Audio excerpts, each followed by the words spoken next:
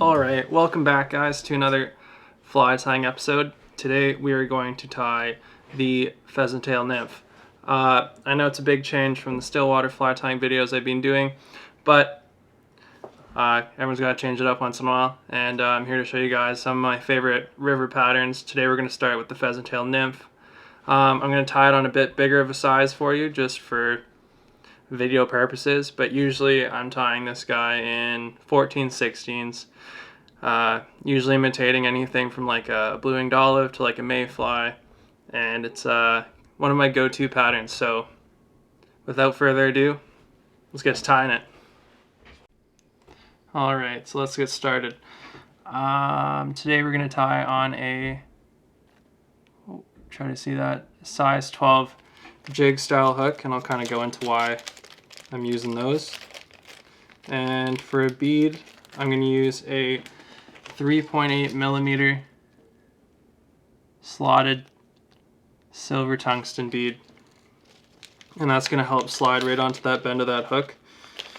And I'll show you here just in a second.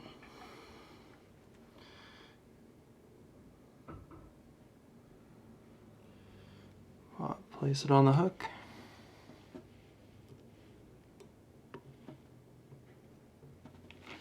You can see that hook there has a 90-degree bend, or a 60-degree bend, sorry.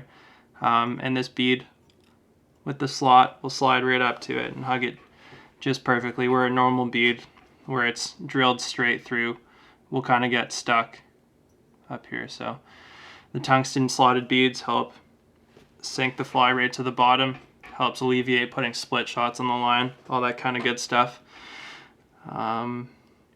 Alright, so thread for the day. Gonna do UTC and a fire orange 140 denier. And we're just gonna start with a gentle, or a basic thread base. It's gonna go halfway down the fly. We're gonna use a small gold wire. I've just kind of pulled off a 6-inch strand here, just off the spool. We're going to tie that in all the way to the back.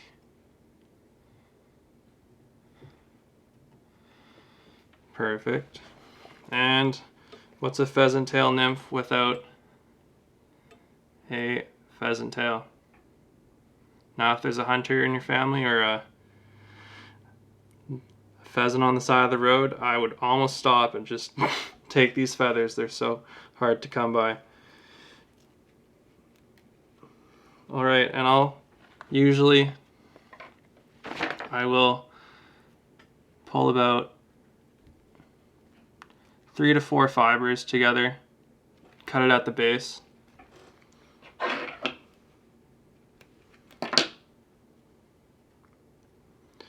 Alright, and I'm going to measure the little tips of the fibers there, just a little shorter than the shank. I'm going to pinch it in my left hand and tie it down. Probably do 2 or 3 good wraps. If it's a little too long, you can gently wiggle that up. I'm going to fold that back over.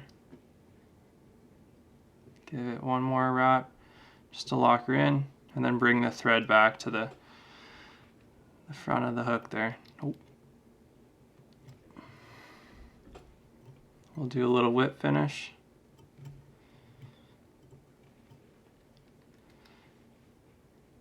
And then we'll lay the thread just on the thread stand. Alright. Now you'll grab the ends of that pheasant, and if you have a rotary vise, this is really nice. But you'll spin the fly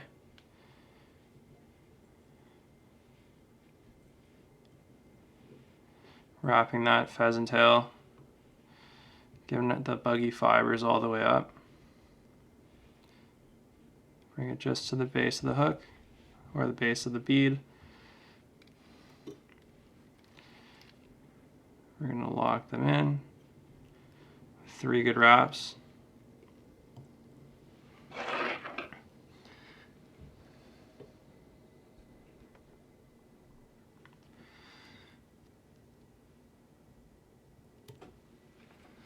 trim the ends, give it a good whip finish, just to lock down all the progress there.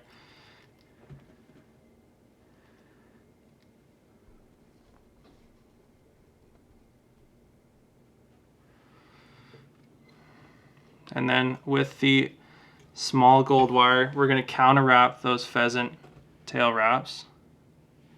So we're going to go the opposite way, creating a nice segmentation.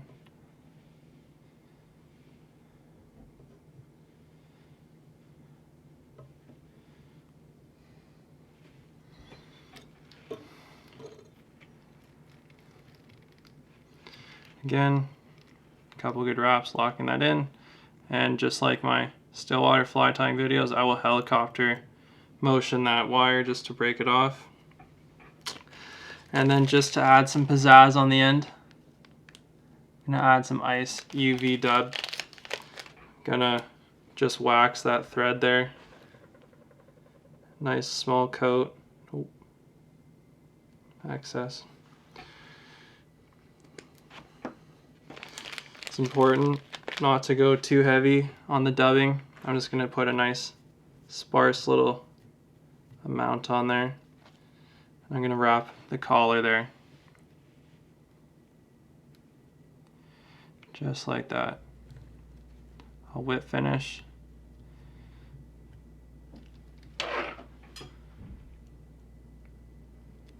And then I'll trim it. And there you have it. Stillwater, not a stillwater, your stream or river pheasant tail nymph. All right, thanks for watching.